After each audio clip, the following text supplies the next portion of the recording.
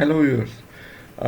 आज हम आपको बताएंगे कार टेस्ट डॉट पी के प्लेटफॉर्म से कि आप जब जैपनीज़ गाड़ी को इंपोर्ट करवाते हैं या जैपनीज़ गाड़ी ख़रीदते हैं तो आपको क्या चीज़ें कंसीडर करनी चाहिए।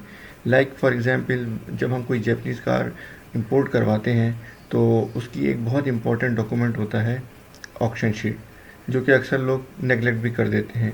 बट ये एक बहुत इंपॉर्टेंट डॉक्यूमेंट होता है जिसकी वजह से आप ये मालूम कर सकते हैं कि गाड़ी जो आप मंगवा रहे हैं वो किस कंडीशन की है, और आइदर आपने वो गाड़ी परचेज़ करनी भी चाहिए या नहीं करनी चाहिए, या किस प्राइस पे आपने गाड़ी को परचेज़ करनी चाहिए। तो बग़ैर वक्त ज़ाय कीजिए करें, हम चलते हैं स्क्रीन की तरफ और आपको बताते हैं कि किस तरीके से आप ऑक्शन शीट जो आपके पास अवेलेबल है या आपके पास प्रोवाइड की गई है ऑक्शन यार्ड की तरफ से, आप उसको कैसे स्टडी करके उसको रीड करके डिसीजन ले सकते हैं कि इधर आपने ये गाड़ी लेनी है या नहीं लेनी।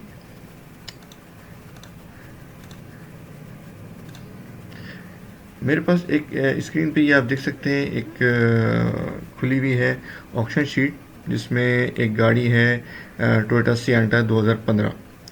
ठीक है, इसकी ऑक्शन शीट मेरे पास अवेलेबल है। आप देख सकते हैं ये ट्रांसमिशन IAT है, सिल्वर कलर है गाड़ी का, और 1500 सीसी गाड़ी है और लॉट नंबर 2498 है। तो इसकी ऑक्शन शीट ये अवेलेबल है मेरे पास, ये आप देख सकते हैं। अब आप देख सकते हैं कि यहाँ पर जो टॉप लेफ्ट पे जो नंबर लिखा हुआ है 2498 पे, ये बेसिकली इसका लॉट नंबर है। जब ये ऑक्शन से मंगवाई गई है तो किस यानी लॉट पे ये मंगवाई गई है गाड़ी। बिल्कुल इसी तरीके से आप देख सकते हैं ये 5W है। 5W का मतलब ये है कि इसमें कितने डोर्स हैं, ये 5 डोर गाड़ी है। ठीक है, इसी तरह अगर आप राइट साइड पे जाएं तो देखें आप ये किस ग्रेड की गाड़ी है। गाड़ियाँ बहुत से ग्रेड की होती हैं, सबसे टॉप ग्रेड 6 होता है, उसके बाद फिर 1 ग्रेड तक बिल्कुल लो ग्रेड की गाड़ी होती है, और R ग्रेड की गाड़ी का मतलब ये है कि ये गाड़ी एक्सीडेंट है। इसमें एक RA भी आता है, उसमें एक्सीडेंट बट रिपेयर्ड वाली गाड़ियाँ भी होती हैं। अच्छा, उससे बिलो आप देख सकते हैं कि D और C, ये बेसिकली गाड़ी का इनर कंडीशन है जो कि A से स्टार्ट होके DE तक जाती है। A एक अच्छा कंसिडर किया जाता है, B भी अच्छा कंसिडर किया जाता है, C उससे थोड़ा कम और D थोड़ा और उससे कम, क्योंकि अक्सर जो गाड़ियाँ बाहर से आती हैं उसमें गंदगी होती है या जानवरों की लिटर वगैरह पड़े होते हैं, जिसकी वजह से गाड़ी बहुत गंदी हो रही होती है।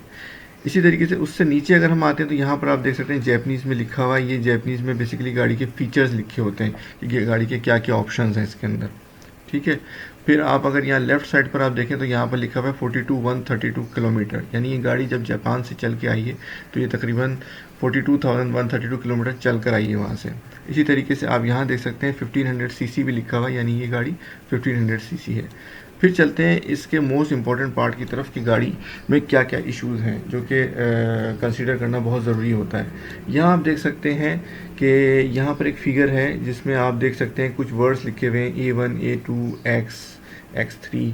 ठीक है, इन सब कोड्स बेसिकली ये कोड्स हैं, इन सब के कोड्स के मतलब हैं डिफरेंट किस्म के।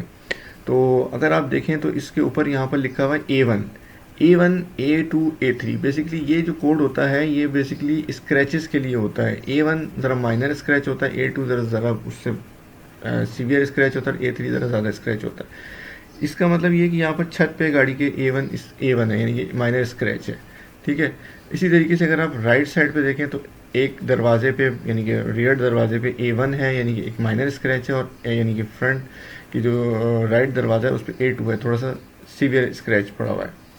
इसी तरीके से आप ये देख सकते हैं यहाँ पर U1 के भी कोड्स हैं। तो U1 का अगर आप देखें तो लेफ़्ट साइड पर U1 का कोड है। U1 का कोड बेसिकली होता है कि अगर गाड़ी में कहीं बल्जिंग आई हुई है या हल्का सा डेंट है तो उसके लिए U1 कोड यूज़ होता था। यहाँ पर आप देख सकते हैं यहाँ पर माइनर डेंट है पिछले दरवाजे पे इसके। इसी तरीके से अगर आप बैक साइड पे देखें तो इसके यानी कि जो डिग्गी की साइड है उस पर आप देख सकते हैं U1, यानी वहाँ पर भी एक डेंट है राइट साइड पे।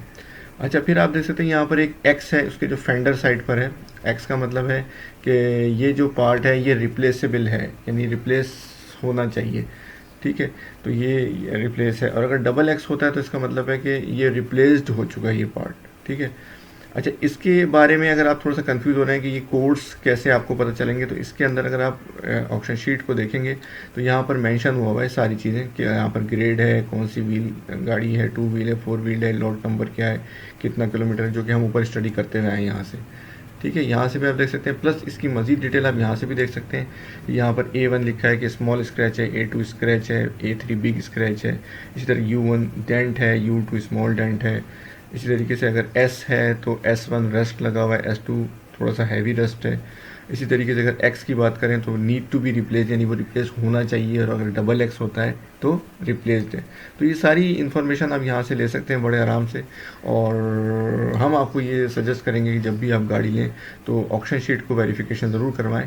ये एक इम्पॉर्टेंट एस्पेक्ट है इस सारी वीडियो को बनाने का। और इसके लिए आप हमारी सर्विसेज यूज़ कर सकते हैं cartest.pk की। हम लोग ऑक्शन शीट वेरीफाई करके देते हैं और डिस्काउंटेड रेट्स पे।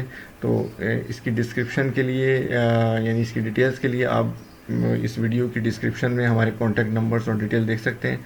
वहाँ से आप हमसे रब्ता करके ऑक्शन शीट वेरीफाई करवा सकते हैं। उम्मीद है आपको ये वीडियो पसंद आई होगी, और इस किस्म की मज़ीद मालूमाती वीडियोस देखने के लिए हमारे चैनल को सब्सक्राइब कीजिए और हमारी वीडियोस को लाइक कीजिए। Thanks for watching. अल्लाह हाफिज़।